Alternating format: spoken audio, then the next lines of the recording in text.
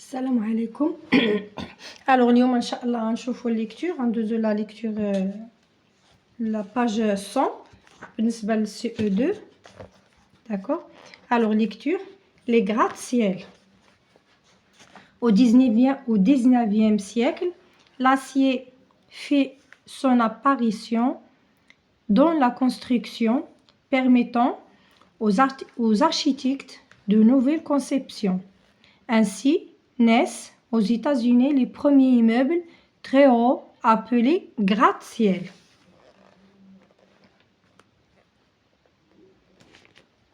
D'accord. Il existe depuis l'Antiquité des bâtiments de grande hauteur. Généralement, il ne s'agit pas d'immeubles d'habitation, mais plutôt de monuments.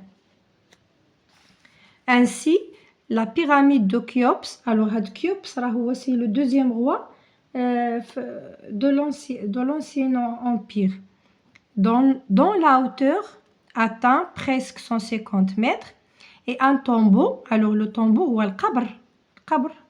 On peut citer aussi le phare d'Alexandrie, 135 mètres, la tour Hassan, 44 mètres à Rabat.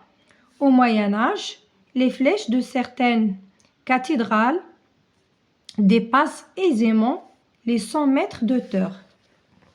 Alors, le gratte-ciel a proprement parlé né aux États-Unis vers la fin du 19e siècle.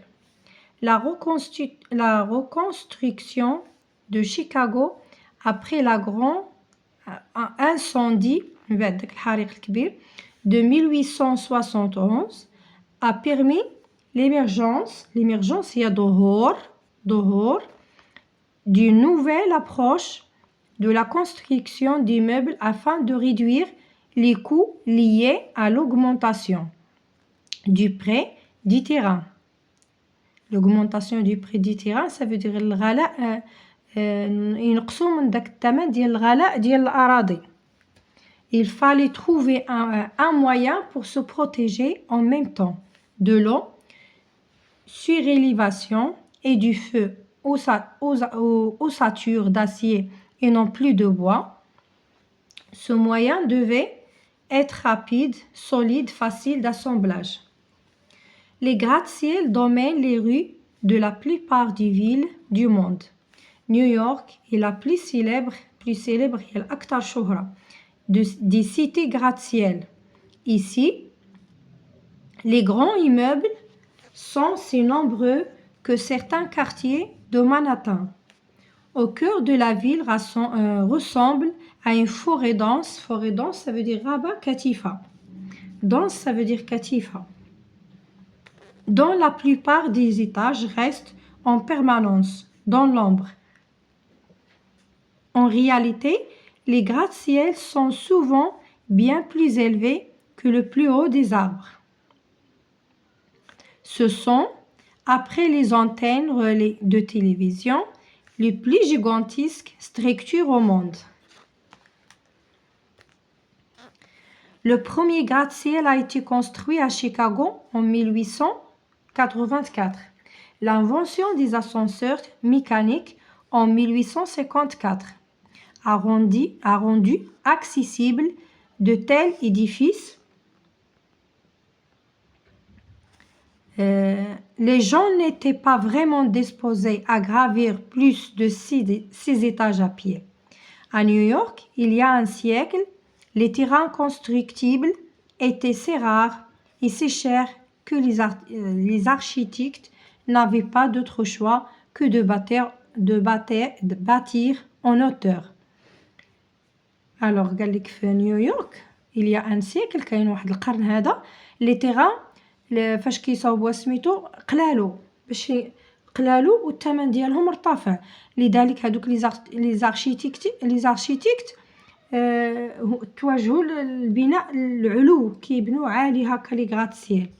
Bientôt de nouveaux édifices s'élèvèrent de plus en plus haut. Leur style rappelle pour certains les tours, les palaces et les églises des siècles passés.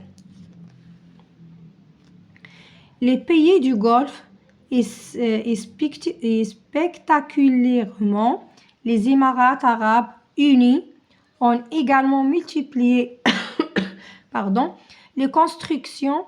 Le Burj Khalifa a atteint une hauteur finale de 828 mètres, tandis que le Kingdom Tower à Jeddah, en Arabie Saoudite, atteint plus de 1000 mètres. Alors là, on dit des mots expliqués. On a l'acier, un métal plus dur que le fer. L'acier, المعدن قصح, plus dur que le fer هو الحديد. En permanence, ça veut dire tout le temps, comme on dit la garde là, en permanence. Gigantesque, énorme, très grande, énorme. Édifice, construction ou bien monument. Très bien. Alors là, on a juste la lecture de le texte, la page 100.